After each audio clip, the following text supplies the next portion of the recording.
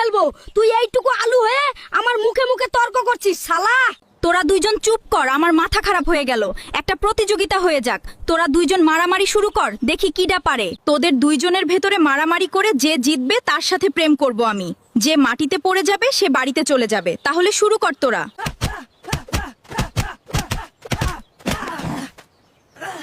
আমি ফুলকপিকে এত ভালোবাসি, আর ফুলকপি আমাকে মায়ের খাওয়াইলো।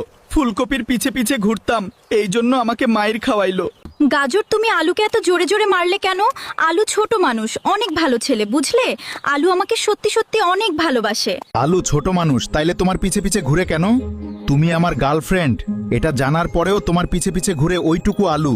তোমার সাইকেলটা বাড়ি থেকে নিয়ে আসো, আমরা দুইজন সাইকেল নিয়ে ঘুরবো। তুমি চালাবা আর আমি তোমার পিছনে বসে থাকবো।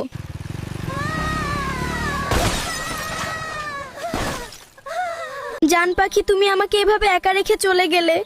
আমার কারণেই তোমার এমন হলো।